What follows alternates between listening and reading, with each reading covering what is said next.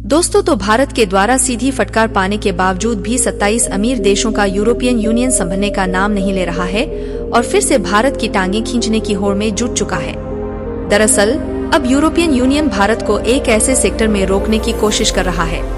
जिस सेक्टर में भारत इन्हीं यूरोपीय देशों से जमकर कमाई कर रहा है। लेकिन यूरोपीय यूनियन भारत के खिलाफ ऐसा करने से पहले शायद यह भूल चुका है कि हाल ही में भारत से पंगा लेने का अंजाम उसको किस तरीके से भुगतना पड़ा है,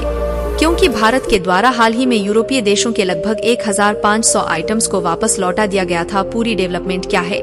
इस वीडियो में समझते हैं, लेकिन आगे बढ़ने से पहले यूरोपीय देशों का भारत के खिलाफ भेदभावपूर्ण रवैया अपनाना उन पर ही भारी पड़ चुका है।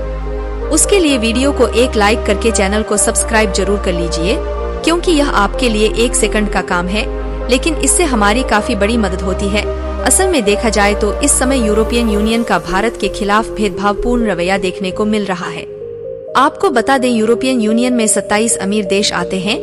जिनका व्यापार भारत के साथ काफी ज्यादा होता है और खासकर मसाले और अनाजों के साथ साथ स्टील, एल्यूमिनियम और सीमेंट के मामले में यह ज्यादातर भारत पे डिपेंडेंट है, जिसके कारण सभी प्रकार के मसाले और अनाज भारत के द्वारा इन देशों में एक्सपोर्ट किया जाता है। लेकिन पिछले कुछ सालों से भारत ने तरक्की करना शुरू किया है और भारत की अर्थव्यवस्था सभी देशों को पीछे छोड़ रही है, तो इनके द्वारा भारत की तरक्की देखी नहीं जा रही है, जिसके कारण यूरोपियन यूनियन भारत की टांगे खींच रहा है ताकि भारत आगे न बढ़ पाए। फिलहाल वैसे देखा जाए तो भारत की अर्थव्यवस्था को मजबूत बनाने में यूरोपियन यूनियन का भी काफी बड़ा हाथ है, क्योंकि यूरोप के यह 27 देशों के साथ भारत का काफी ज्यादा व्यापार होता है और इन देशों में खाने पीने की वस्तुओं से लेकर मशीनरी इक्विपमेंट के साथ साथ स्टील, आयरन, एल्यूमिनियम और सीमेंट का एक्सपोर्ट किया जाता है। लेकिन हाल ही में खबर निकल कर आ रही है कि यूरोपियन यूनियन की तरफ से उनके देश में इंडियन मैन्युफैक्चरर द्वारा एक्सपोर्ट हो रहे एल्यूमिनियम, आयरन, स्टील, सीमेंट और फर्टिलाइजर जैसे अन्य प्रोडक्ट पर कार्बन टैक्स लगा दिया गया था, जिसके कारण इंडियन मैन्युफैक्चरर को यूरोपीय देशों के साथ ट्रेड करने में काफी ज्यादा दिक्कतों का सामना करना पड़ रहा है, क्योंकि जिन कंपोनेंट में स्टील, आयरन और एल्यूमिनियम का इस्तेमाल किया गया है, इन प्रोडक्ट को यूरोपियन देश में एक्सपोर्ट करने के लिए एक्स्ट्रा कार्बन टैक्स चुकाना पड़ रहा है, जिसके कारण भारतीय कंपनियों का जो प्रॉफिट मार्जिन है वह पहले से कम हो गया है। और कुछ दिन पहले आंकड़ा निकल कर आया कि यूरोपीय यूनियन की तरफ से इस तरीके के प्रोडक्ट पर लगाए गए कार्बन टैक्स के कारण भारत की जीडीपी में 0.05% की कमी हुई है। यानी कि देखा जाए तो इसका बुरा इम्पैक्ट कहीं ना कहीं भारत की अर्थव्यवस्था पर देखने को मिल रहा है और भारत की इकोनॉमी पर इतना ज्यादा बड़ा इम्पैक्ट इसलिए देखने को मिल रहा है क्योंकि इस तरीके से जो भी प्रोडक्ट यूरोपीय देशों में एक्सपोर्ट किए जा रहे हैं उसके लिए 25% एक्स्ट्रा टैक्स देना पड़ रहा है, जिससे न सिर्फ इस तरीके के प्रोडक्ट महंगे हो रहे हैं बल्कि इसका ज्यादा नुकसान इंडियन मैन्युफैक्चरर को ही झेलना पड़ रहा है।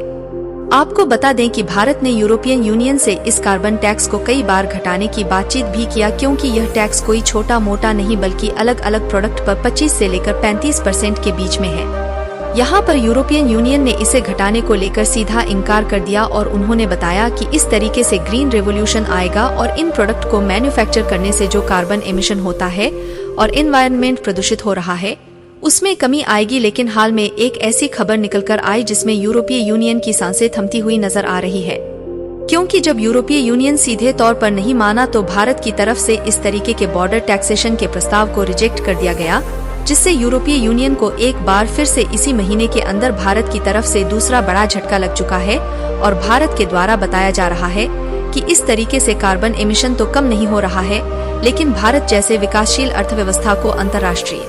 बाजार में काफी ज्यादा नुकसान उठाना पड़ रहा है। और भारत ही सिर्फ ऐसा नहीं है जो कि यूरोपियन यूनियन के इस कार्बन टैक्स का विरोध कर रहा है, बल्कि चीन और साउथ अफ्रीका के द्वारा भी विरोध किया जा रहा है, जिससे यूरोपियन यूनियन इस नियम को वापस लेने पर मजबूर हो चुका है। फिलहाल ऐसा पहली बार नहीं है जब यूरोपीय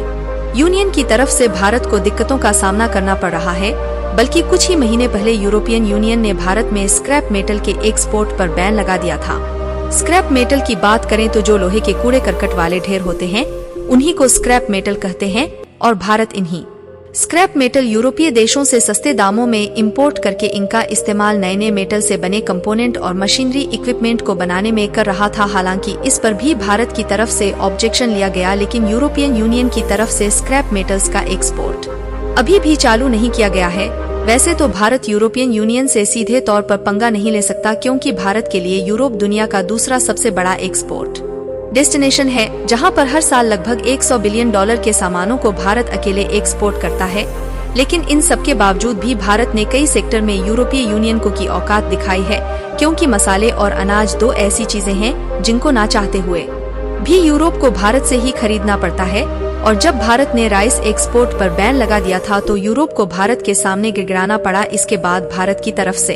यूरोपीय यूनियन को राइस का एक्सपोर्ट चालू किया गया। फिलहाल कुछ दिनों पहले जब तक भारत के द्वारा इस पर बैन लगाया गया था तो इसका फायदा जमकर पाकिस्तान ने उठाने की कोशिश की और पाकिस्तान ने यूरोप में उन मार्केट में एंट्री मारी जहां पर भारत बासमती चावल एक्सपोर्ट कर रहा था, क्योंकि पूरे विश्व भर में बासमती चावल के दो ही सबसे बड़े प्रोड्यूसर हैं, पहला है भारत और दूसरा है पाकिस्तान। लेकिन पाकिस्तान के बासमती चावल की क्वालिटी भारत के जितनी बेहतर नहीं थी, इसलिए यूरोप के मार्केट से बाहर लौटना पड़ा और भारत ने दोबारा